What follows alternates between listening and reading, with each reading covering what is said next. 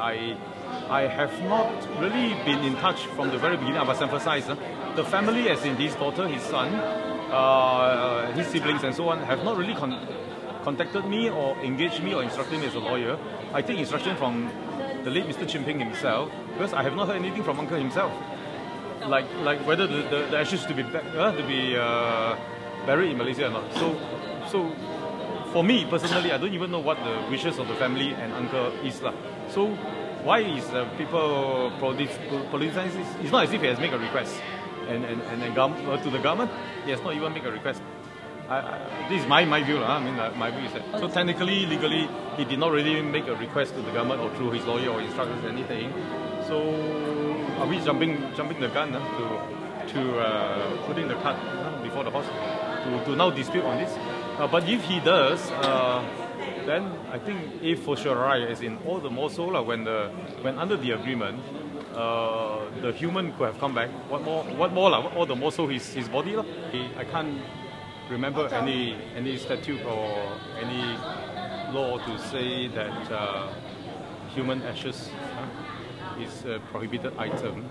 I cannot be entirely sure. I mean, just generally speaking, there can be some customs law on it. I've not done enough research on that because I've not been instructed to do so, as I emphasized. I prefer to look at it not from a humanitarian point of view, but from a contract point of view. Contract point of view, very simple. Whatever the law says, you are Malaysian government, you sign a contract to allow him to come back. So if the human can come back, what more ashes?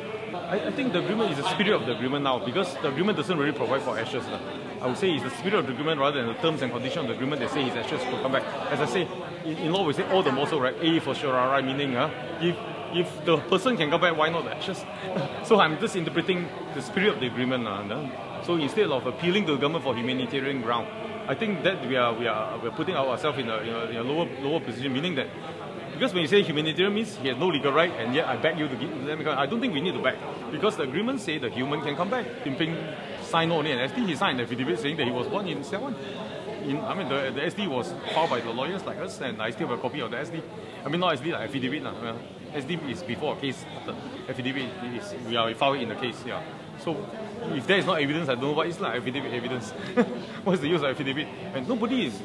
The beautiful part is, his affidavit evidence to say he was born in Taiwan is never disputed by the government, not by the AG chamber.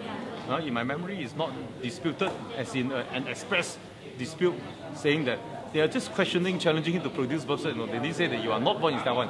And if they had said so, I would love them to tell me where was Chin Peng born, right? When you want to dispute a fact, I say A, you say no, not A, then where was he born?